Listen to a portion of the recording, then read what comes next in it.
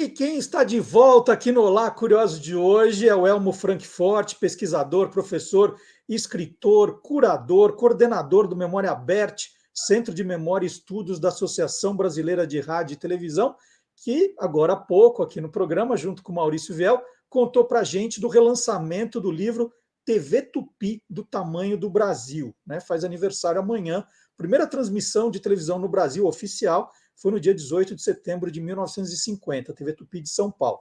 Da TV Tupi nós já falamos aqui. Agora o Elmo vai lançar, me parece que ainda esse ano, pelo que eu ouvi, um livro novo. O Elmo já escreveu e colaborou com 80 livros sobre rádio, sobre televisão, uma autoridade no assunto, e agora ele vai lançar mais um livro. Aliás, dos livros do Elmo, a gente já fez entrevista aqui no Olá Curioso. Dá para você procurar na busca e você vai encontrar uma entrevista que nós fizemos aqui de livros anteriores. Mas o Elmo vai lançar agora a História da Televisão Brasileira para quem tem pressa, pela editora Valentina. Que livro é esse, Elmo? Olha, primeiro dizer que foi quase um contrassenso esse título. Vou explicar por quê. Foi o livro que eu demorei mais tempo para escrever até hoje. Não só por conta do assunto, né? Mas ele desde 2017, 17, 18, 19, 20, 21, 22. E aí vocês vão falar, mas espera aí, é um livro de 200 páginas que conta a história toda da televisão. Primeiro tem essa questão, né? Foi um momento, inclusive, de muitas transformações também na minha vida e tudo, até no meio do caminho a perda da Vida Alves, que ela chegou a saber sobre esse livro lá no início, né? E aí o que aconteceu? Teve essa dificuldade, mas foi muito interessante como é que eu fui parar nesse projeto. Porque a Valentina ela já tem essa coleção há um bom tempo, né? A história, para quem tem impressa, então tem a história do cinema, com o Celso Sabadin, que você conhece, a história do Brasil, a história do mundo, a história do universo, a história da filosofia, e eu virei fã da coleção. Aí o que aconteceu? Certo dia eu fui mandar uma mensagem falando, ó, eu tenho esse arquivo, mandei para o editor, eu falei, eu tenho dados e tudo, cronológicos, etc., sobre a história da televisão, mexo bastante com isso, e aí eu sei que eu falei, vocês não vão lançar a história da televisão, não tem como me ajudar de alguma forma, eles falaram, então você está convidado a escrever. Eu falei, é? Obrigado. Vamos dizer, eu passei de fã a escritor da coleção, porque é uma forma sintética. Hoje em dia, a gente está correndo cada vez mais. Então, essa coleção ela faz de uma forma sintética, mais completa, até mesmo na questão da síntese, os assuntos como um todo. Então, vai desde os primórdios, não com a ênfase, algumas questões até técnicas e tudo, como a gente fez no TV Tupi do Tamanho do Brasil, mas falando como é que a televisão surgiu no mundo, como é que ela chegou no Brasil, depois a TV Tupi, a questão da história dos outros canais, a evolução, e tem uma coisa interessante aí, que foi algo que eu bati muito nessa tecla para lançar esse ano. Nós temos os 15 anos da TV digital. E no meio desse processo, eu fiz parte desse momento. Por quê? Foi um momento, eu estava trabalhando com a Seja Digital, do desligamento da TV analógica. E nós fizemos atividades, tudo. Então, até isso estava dentro vamos dizer, do meu escopo. E eu sentia falta de bibliografia voltada a isso. Aí é curioso, porque do ponto de vista técnico, que antes não tinha, hoje em dia é o que tem. Mas do ponto de vista do que aconteceu historicamente, como é que foram os processos e tal, não tem esse registro. Por quê? Porque é algo novo. E isso precisava, mesmo que de forma sintética, as pessoas entenderem. E eu tentei fazer para o leigo, não só para a pessoa que é da área ou estuda na área. para a pessoa que se interessa por televisão.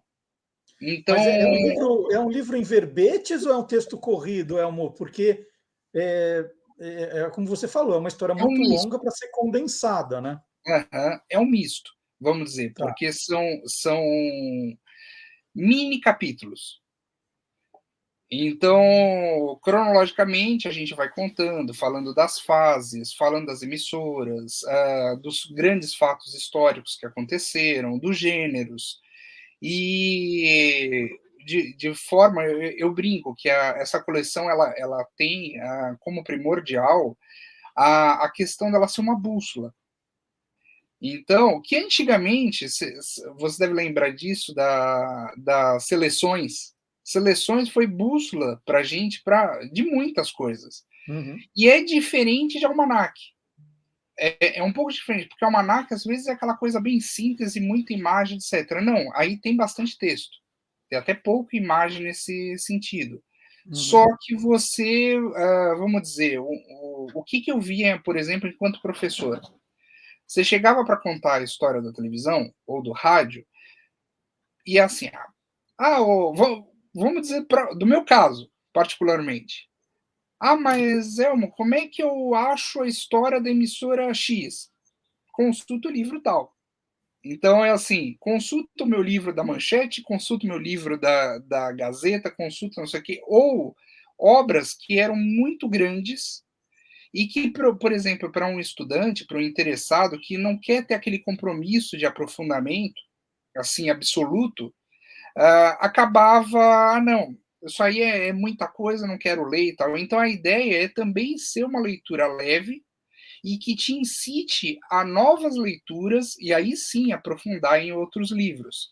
Mas para que você saiba do assunto, a gente tem hoje em dia órgãos, por exemplo, como a Casa do Saber, que faz cursos e tal para pessoas que querem conhecer um pouco sobre algum assunto em si. E a história para quem tem pressa segue uma linha parecida com isso. Por quê? Porque justamente é para que as pessoas conheçam, vamos dizer, pelo menos o básico e o necessário de certa área, de certa abordagem, etc. E o livro está programado para quando, Elmo? Já tem data? Agora você terminou, né? Agora você já entregou, está pronto. Quando é que sai?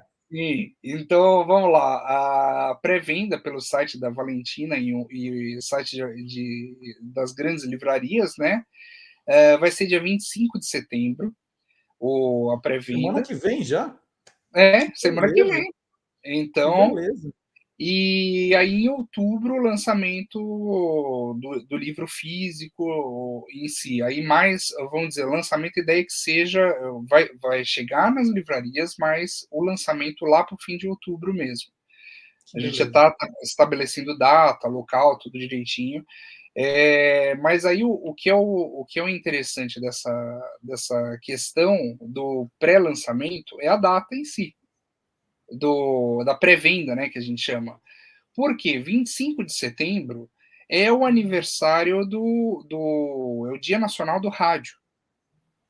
E é o dia que nasceu o Roquete Pinto e que foi pioneiro da televisão, que eu conto tanto na obra como na outra, só que de uma forma mais sintética.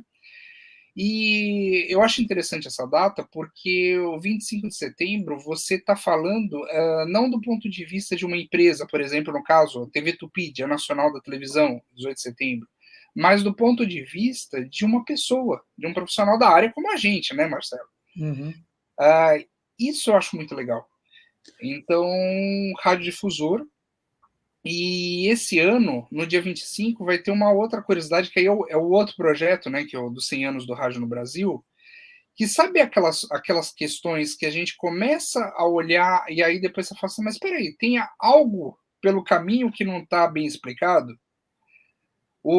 É o seguinte, toda data comemorativa no país, ela tem decreto, ela tem tudo isso.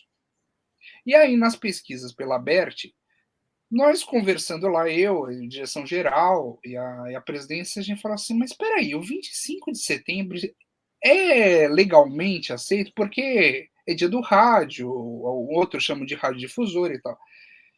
E aí nós descobrimos o seguinte: a área adotou esse dia, essa tem que ir para o Guia dos Curiosos. A área adotou esse dia desde 1966, por conta de um congresso da BERT, porque ficava aquele negócio, não, mas a minha emissora foi a primeira no meu estado, eu não quero ir só pela referência do Rio, não quero isso, e chegou à definição que era um dia para se comemorar, e que não era voltado, por exemplo, ao 21 de setembro, que é o antigo dia do rádio, que tem a ver com a instituição do primeiro piso salarial. Eles queriam uma coisa mais ampla. E foi aí, em 66, num congresso da BERT, que foi estabelecida essa data.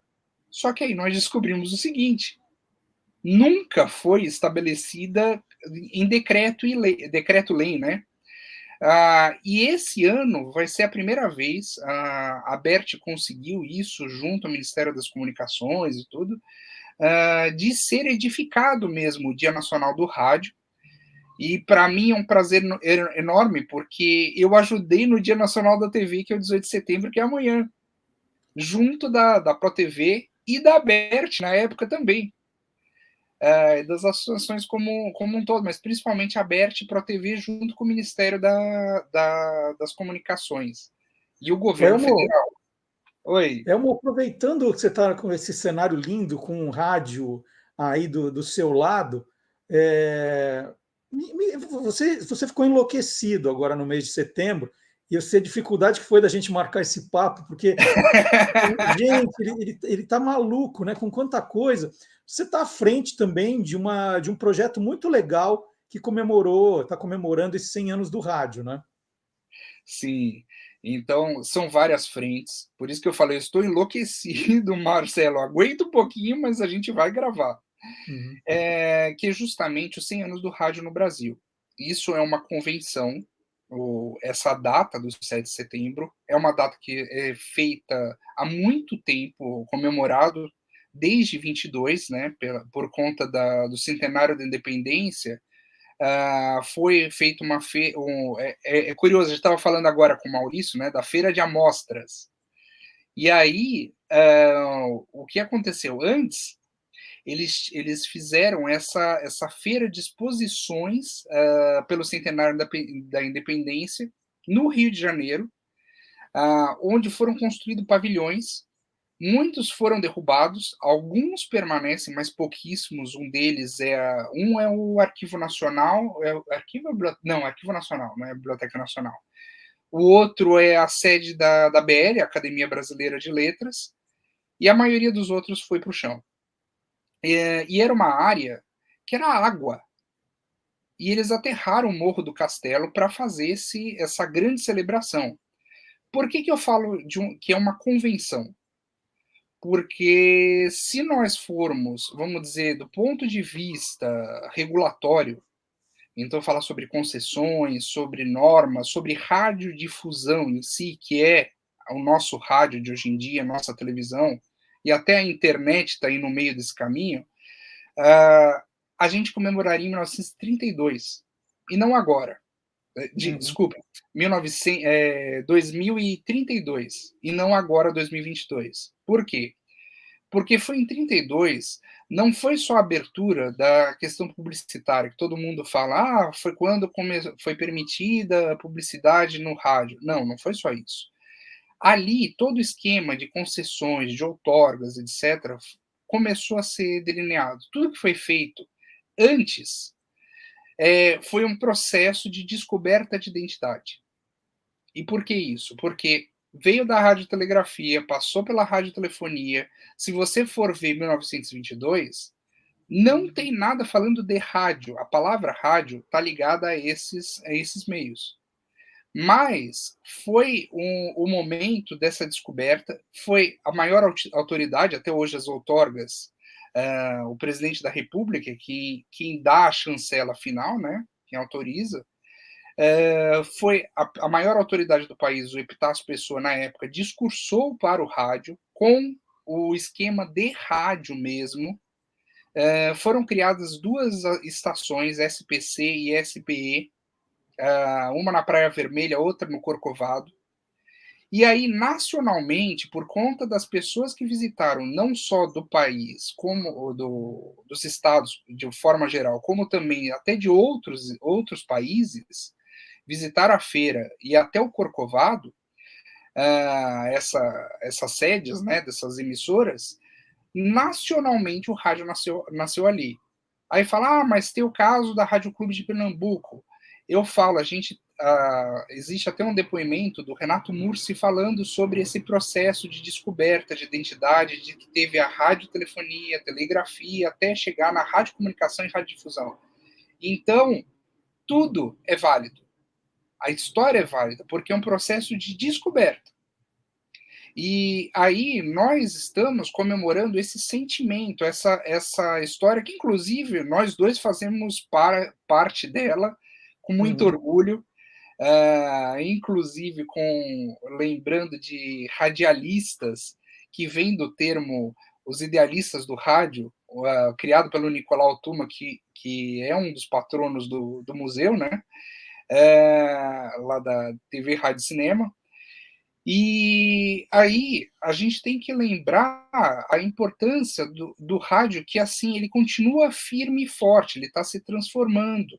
E uma das coisas que nós pensamos para idealizar essa exposição, que é um esquema parede, né? Que são rádios como esse. Aqui em São Paulo, por exemplo, ela está sendo exposta no MIS até o dia 25 de setembro, aliás. Então corra, porque está quase aí. A votação está sendo feita por um site da BERT, que é bert.org.br/rádio em movimento, que une os 100 anos do rádio com os 100 anos da Semana de Arte Moderna. Mas a ideia original disso, além dessa questão da Semana de Arte Moderna, me veio na cabeça uma pessoa, e que eu falei é algo que ela fez, vamos dizer, as atitudes dela, e alguém que representa tanto a nossa área, que tem que ser esse projeto. Eu sei que eu fui vendendo a ideia e eles foram lá na BERT gostando, eles foram colaborando, dando outras ideias e tudo, e foi. E essa pessoa se chama Osmar Santos. Bacana. Osmar Santos, a gente tem que tirar o chapéu para ele, porque o rádio ele se reinventa.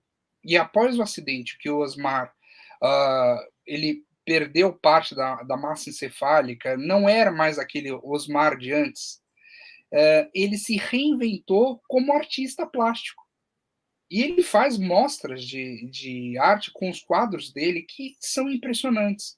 Então, eu digo que é uma homenagem, é uma forma que todas as estaduais, todas as estaduais são as associações de radiodifusão dos estados que estão ligadas à BERT. A gente está homenageando não só o Osmar, como todos que fizeram e fazem a nossa área. E junto disso, no dia 7, nós inauguramos o Memorial Virtual do Rádio. Esse Memorial Virtual do Rádio conta do ponto de vista dos gêneros, a história como um todo. Então, por exemplo, é como se fossem lugares edificados. Então, o que acontece? Você tem o estúdio da música, não é de música. O estádio do esporte, a torre da informação. Então, o pavilhão remetendo a 1922 do futuro, porque eram os ideais de 22, de serem as experiências, as amostras, como bem disse o Maurício, é o momento que a gente estava apresentando pela primeira vez as novidades. Então, a gente fala do streaming, fala do podcast, fala de tudo que vem a partir do broadcast. E tudo isso é uma forma da gente valorizar essa área e mostrar também o rádio não só de um ponto de vista, vamos dizer, condensado. Você já fez programas em rede, você sabe muito bem disso. E não é uma visão única. A gente tem a fragmentação, né?